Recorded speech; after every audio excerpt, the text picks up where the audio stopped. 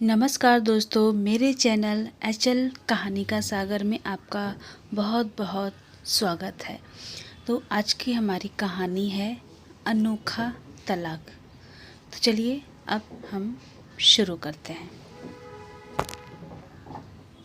यह काउंसलर कुछ उन चंद समझदार और सक्सेसफुल काउंसलर्स में एक थी जिन्होंने कई जोड़ों को यह समझाने में मदद की थी कि वह कितनी बड़ी गलती करने जा रहे हैं और कई शादियों को टूटने से रोक लिया था।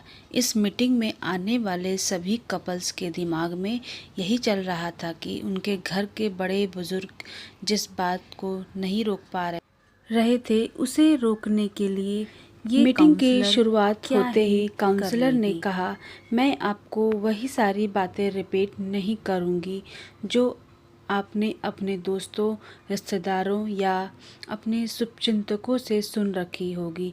मैं आपको एक गेम खिलाऊंगी। उसने सभी जोड़ों को ध्यान से देखा और बाद में एक महिला को अपने पास आने के लिए कहा।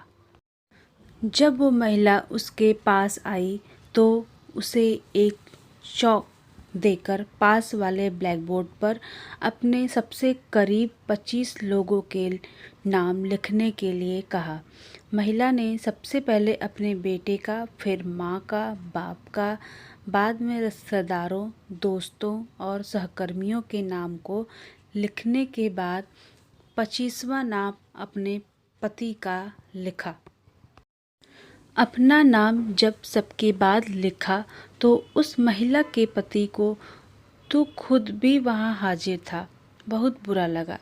मन ही मन सोचने लगा कि अच्छा हुआ मैं इसे तलाक देने जा रहा हूँ, मेरा फैसला गलत नहीं है। काउंसलर ने महिला से कहा, अब आप उन 10 लोगों के नाम हटा दीजिए जिन्होंने आपको आपके जीवन में सबसे कम साथ दिया हो या कम साथ दे सकते हैं। महिला ने कुछ सेकंड सोचने के बाद अपने सहकर्मी और कुछ दोस्तों के नाम हटा दिए। इस गेम को न केवल वो महिला खेल रही थी बल्कि इस मीटिंग में आए हर वह पति पत्नी भी मन ही मन खेल रहे थे, क्योंकि वह भी उसी परिस्थिति में थे जिस परिस्थिति में वह महिला थी। काउंसलर ने फिर से एक बार उस महिला को 10 और नाम मिटाने के लिए कहा। इस बार महिला काफ़ी सोच में पड़ गई। 3-4 मिनट सोचने के बाद उसने अपने बाकी बचे दोस्त और रिश्तेदारों के नाम हटा दिए। अब केवल 5 नाम बच गए थे।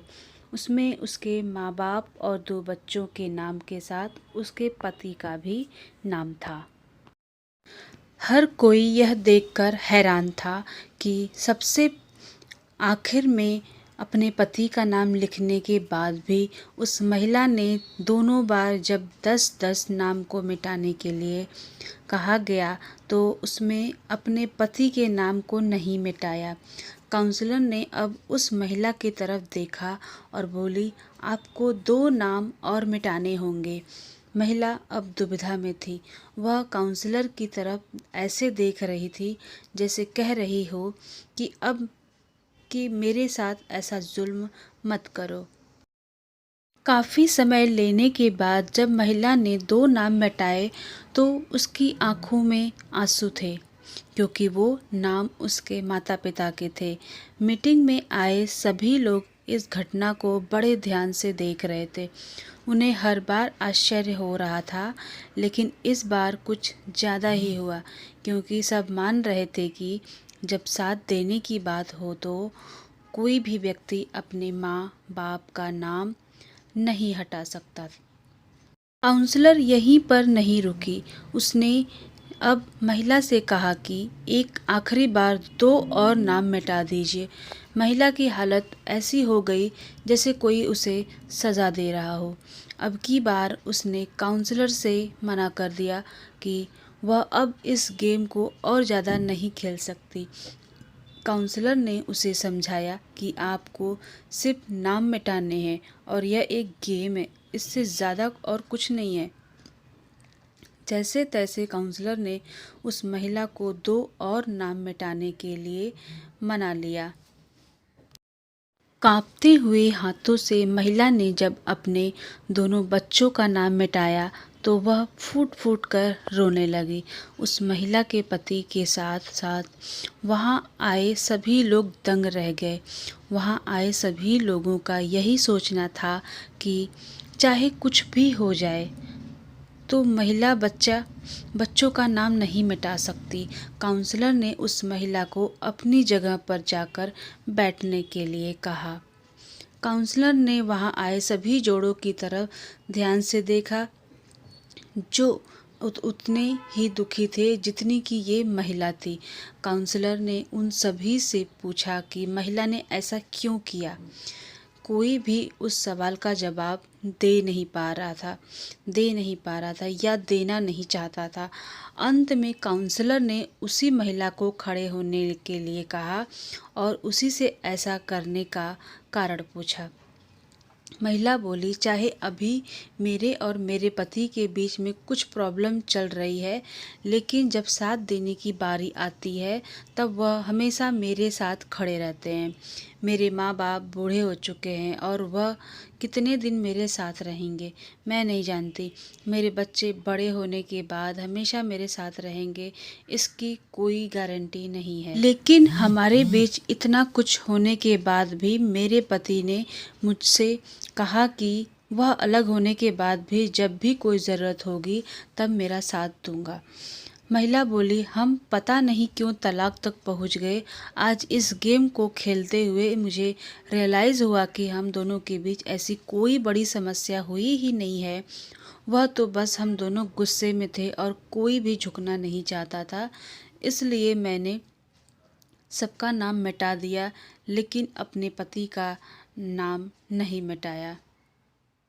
महिला की बातें सुन उसका पति भी खड़ा हो गया और अपनी पत्नी को गले से लगा लिया और बोला, मुझे माफ़ कर दो, मैं भी तुम्हें कभी तलाक देना ही नहीं चाहता था। जैसे मैंने तुम्हारा साथ दिया है वैसे ही तो तुमने भी मुझे जीवन के हर कदम पर सपोर्ट किया है। मैं तुमसे फिर से एक वादा करता हूँ कि मरते दम तक तुम्हारा साथ दूंगा। काउंसलर ने अपना काम कर दिया था। उसने वहाँ पर आए हर एक जोड़े को यह सोचने के लिए मजबूर कर दिया था कि जो वह करने जा रहे हैं कहीं वह अपने झूठे अहंकार और गुस्से की वजह से तो नहीं है, कहीं वह अपने साथी के साथ कोई अन्याय तो नहीं कर रहे हैं। कहानी यहीं पर समाप्त हो गई। तो दोस्तों, जीवन में कभी भी कोई भी कठिनाई आए उसको आसानी से उसको सुधारिए, आराम से बैठकर बात करिए और हमारे चैनल को लाइक शेयर और सब्सक्राइब करिए।